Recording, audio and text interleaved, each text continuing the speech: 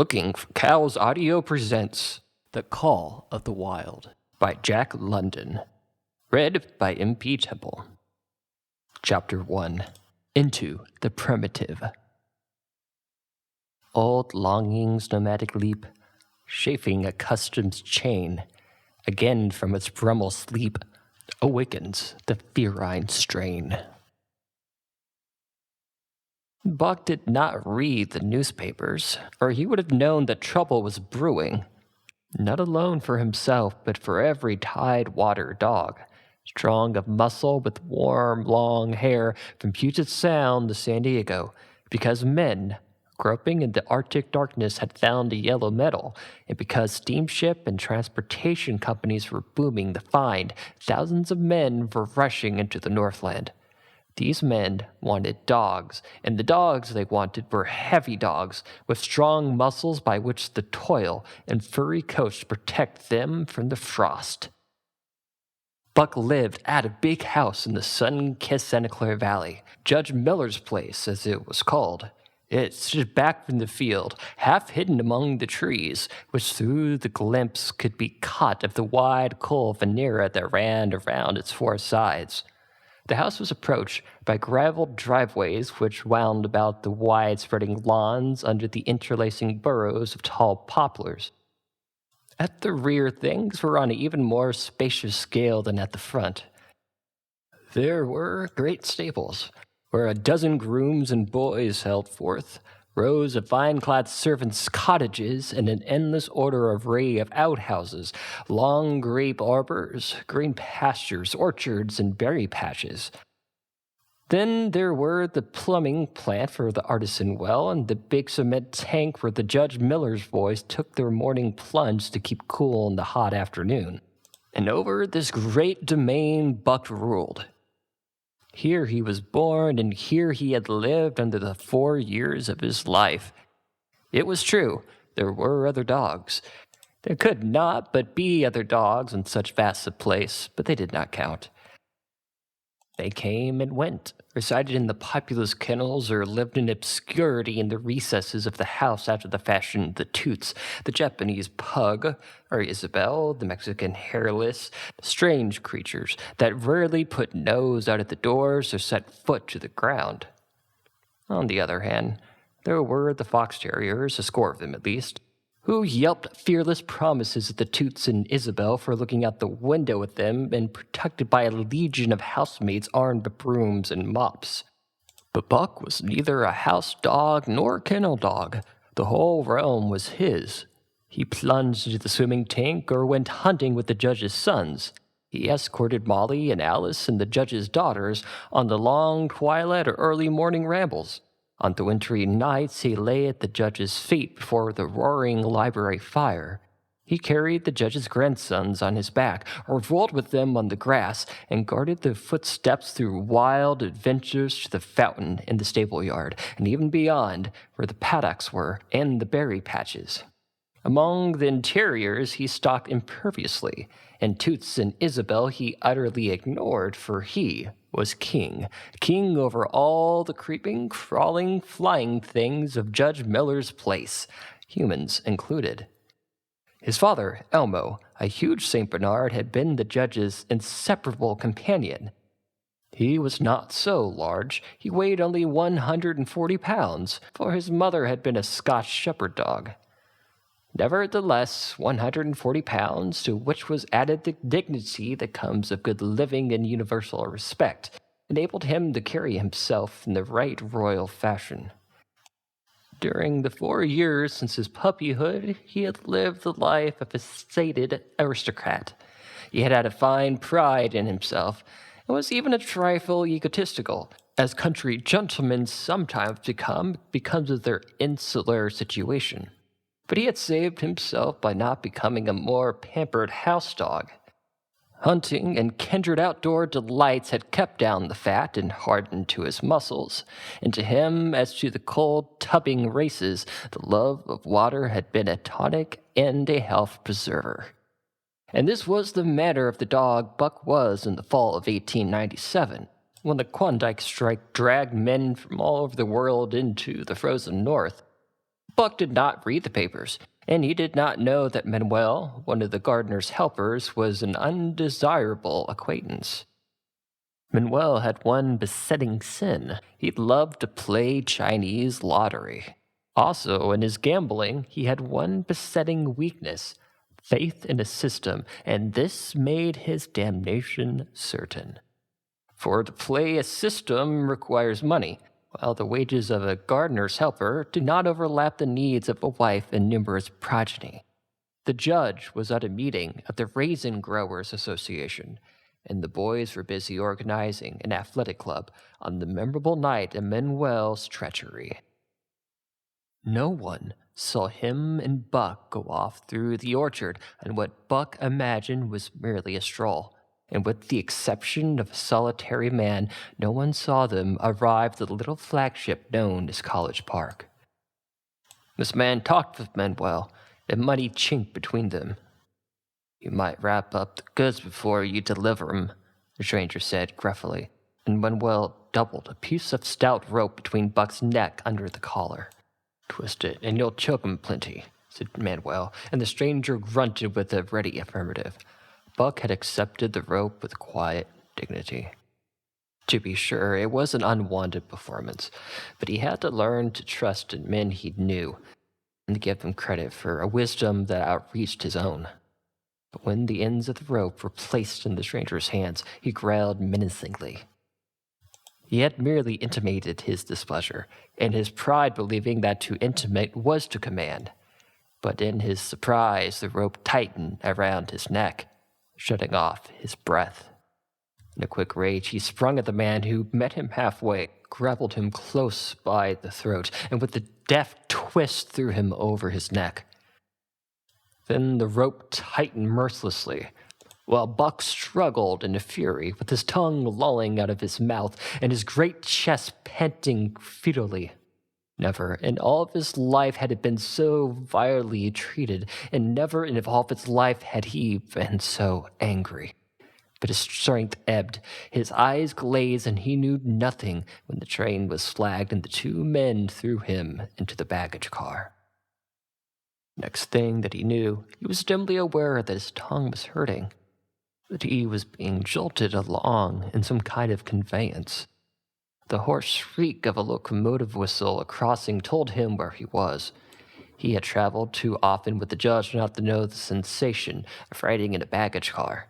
He opened his eyes, and into one of them came the unbridled anger of a kidnapped king. The man sprang for his throat, but Buck was too quick for him. His jaws closed on the hand, nor did they relax until his senses were choked out of him once more. "It has fits," the man said, hiding his mangled hand from the bagman, who had been attracted by the sounds of the struggle. "I'm taking you up to the boss to Frisco. A crack doctor dog there thinks that he can cure him." Concerning that night's ride, the man spoke most eloquent for himself in a little shed at the back of the saloon at the San Francisco waterfront. "All I said is get 50 for it," he grumbled. "I wouldn't do it over for 1,000 cold cash." His hand was wrapped in a bloody handkerchief, and the right trouser leg was ripped from knee to ankle. "How much did the other mug get?" the saloon keeper demanded. 100, was the reply. "Wouldn't take no less, so help me." "That makes 150, the saloon keeper calculated, "and he's worth it, or I'm a squarehead." The kidnapper undid the bloody wrappings and looked at his lacerated hand.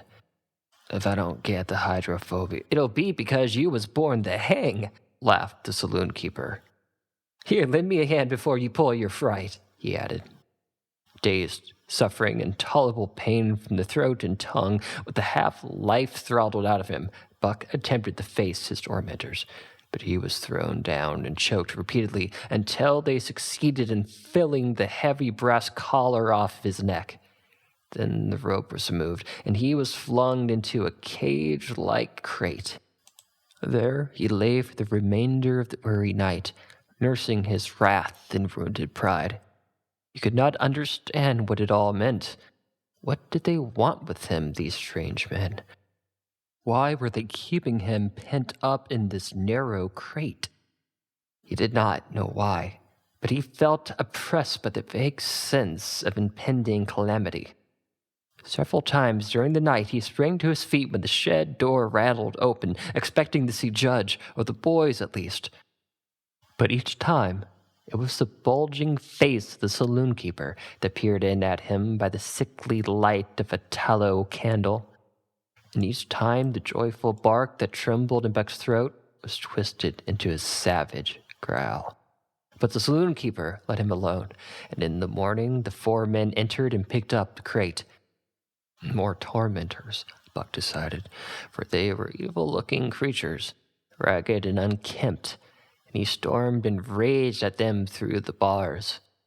They only laughed and poked sticks at him, which he promptly assailed with his teeth until he realized that's what they wanted. Whereupon he lay down soundly and allowed the crate to be lifted into a wagon. Then he, and then the crate in which he was imprisoned, began a passage through many hands. Clerks in the express office took charge of him, and then he was carted into another wagon. A truck carried him with an assortment of boxes and parcels. Upon a ferry steamer, he was trucked off the steamer and into a great rail depot. And finally he was deposited into an express car. For 2 days and nights, this express car was dragged along at the tail of shrieking locomotives, and for 2 days and nights Buck neither ate nor drank. In his anger, he had met the first advances of the express managers with growls, and they had retaliated by teasing him.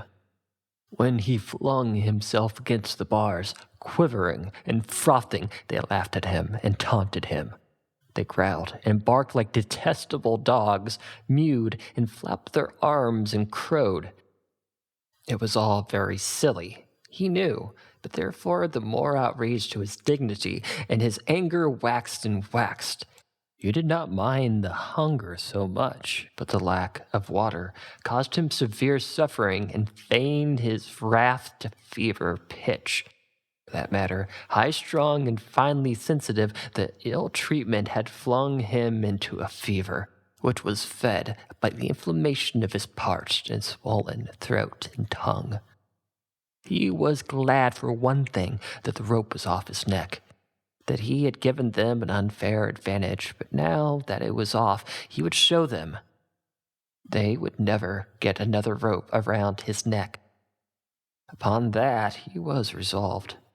For 2 days and nights he neither ate nor drank, and during those 2 days and nights of torment he accumulated a fund of wrath that boded ill for whoever fell first foul of him.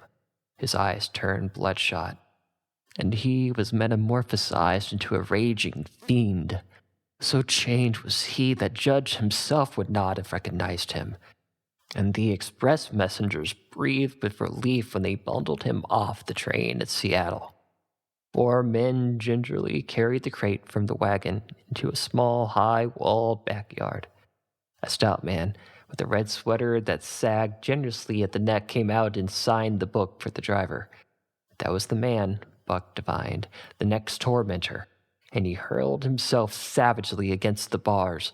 The man smiled grimly and brought a hatchet and a club. "You gonna take him out now?" the driver asked. "Sure," the man replied, driving the hatchet into the crate for a pry. There was an instantaneous gathering of the 4 men who had carried it in, and from the safe perches on top of the wall they prepared to watch the performance. Buck rushed at the splintering wood, sinking his teeth into it, surging and wrestling with it. Wherever the hatchet fell on the outside, he was there on the inside, snarling and growling, as furiously anxious to get out as the man in the red sweater was calmly intent on getting him out.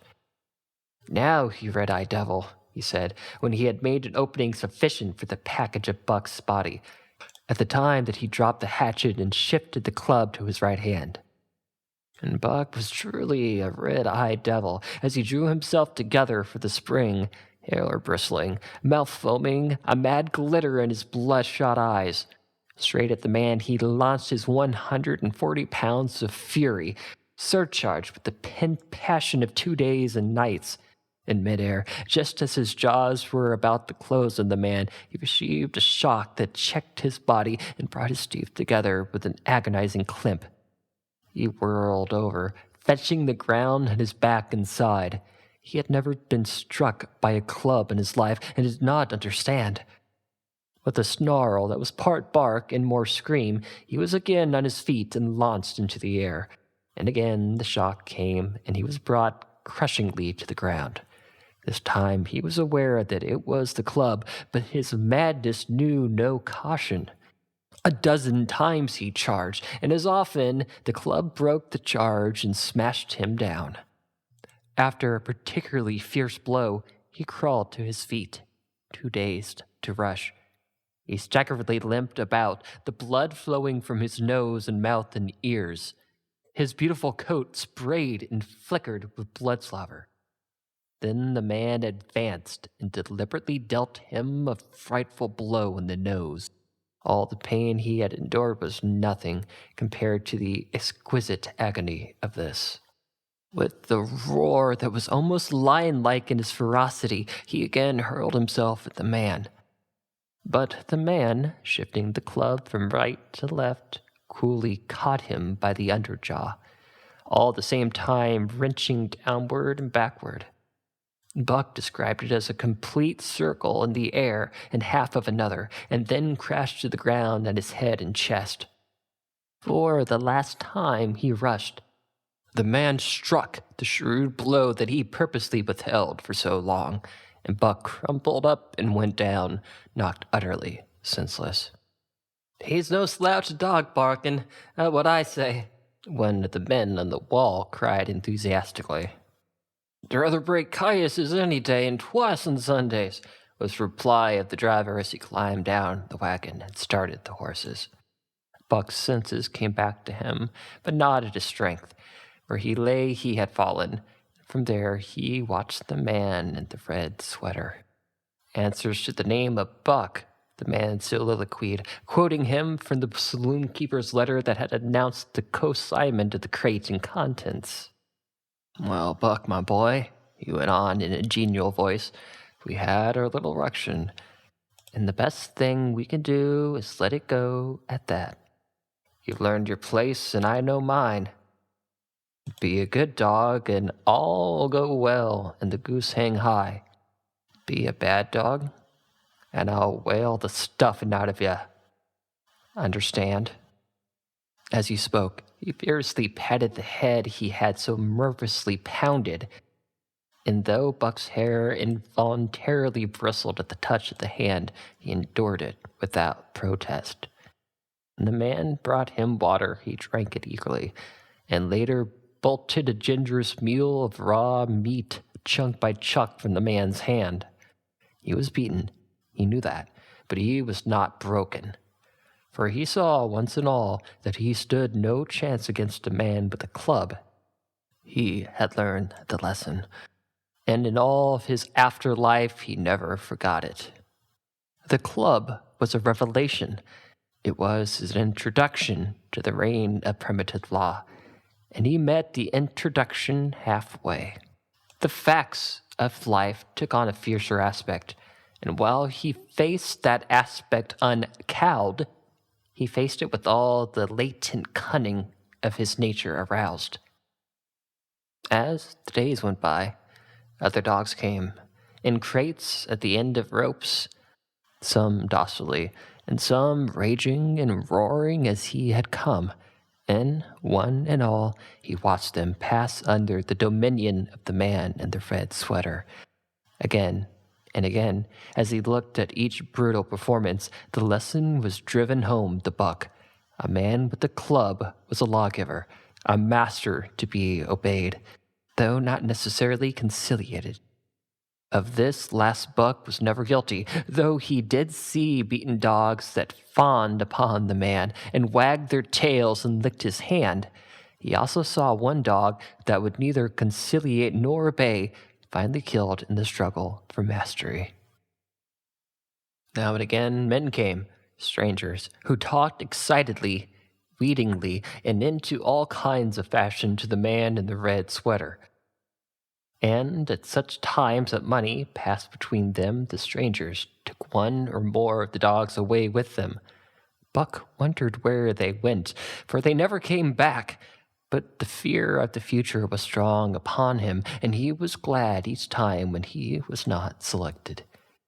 Yet his time came in the end, in the form of a little weazened man who spat broken English in many strange and uncouth exclamations which Buck could not understand. "That one damn bully dog. How much?" 300, and a present at that, was the prompt reply of the man in the red sweater. "And it seems it's government money. You ain't got no kick coming, Parent?" Parent grinned. Considering the price of dogs had been boomed skyward by the unwanted demand, it was not unfair sum for so fine of an animal. The Canadian government would be no loser, nor would its dispatches travel the slower. Parent knew dogs, and when he looked at Buck, he knew that he was 1 in 1,000. 1 in 10,000, he commented mentally. Buck saw money pass between them, and was not surprised when Curly, a good-natured Newfoundland, and he were led away by the little weazened man. That was the last he saw of the man in the red sweater. And as Curly and he looked at receding Seattle from the deck of the Narwhal, it was the last time he saw the warm Southland. Curly and he were taken down below by Perrault and led over to a black-faced giant called Francois. Perrault was a French-Canadian and swarthy. Francisque was a French-Canadian half-breed and twice as swarthy. They were a new kind of men, the Buck, of which he was destined to see how many more. And while he developed no affection for them, he nonetheless grew honest to respect them. He speedily learned that Perrault and Francois were fair men, calm and impartial in administrating justice, and too wise in the ways of dogs to be fooled by dogs. In between decks of the Narwhal, Buck and Curly joined 2 other dogs. One of them was a big, snow-white fellow from Spitzbergen who had been brought away by a whaling captain, and who had later accompanied a geological survey into the Barrens. He was friendly in a treacherous sort of way, smiling into one's face the while he meditated some underhand trick, as for instance, when he stole from Buck's food at the first meal. As Buck sprang to punish him, the last of Francois' whip snapped through the air, reaching the culprit first, and nothing remained to Buck but to recover the bone. That was fair of Francois, he decided, and the half-breed began his rise in Buck's estimation. The other dog made no advances, nor received any, also. He did not attempt to steal from the newcomers. He was a gloomy, morose fellow, and he showed Curly plainly that all he desired was to be left alone, and further, that there would be trouble if he were not left alone. Dave, as he was called, he ate and slept and yawned between times, and took interest in nothing. Not even when the Narwhal crossed Queen Charlotte sounded, rolled, and pitched and bucked like the thing possessed. When Buck and Curly grew excited, half wild with fear, he raised his head as though annoyed, favored them with an incurious glance, yawned, and went to sleep again. Day and night the ship throbbed to the tireless pulse of the propeller, and though one day was very like another, it was apparent to Buck that the weather was steadily growing colder. At last, one morning, the propeller was quiet. The Narwhal was pervaded with an atmosphere of excitement. He felt it, as did the other dogs, and knew that change was at hand. Francois leased them and brought them on deck. At the first step upon the cold surface, Buck's feet sank into a white, mushy something very much like mud. He sprang back with a snort. More of this white stuff was falling through the air. He took himself, but there was more of it that fell upon him. He sniffed at it curiously, then licked some up on his tongue. It bit like fire, and the next instant was gone. This puzzled him. He tried it again with the same result.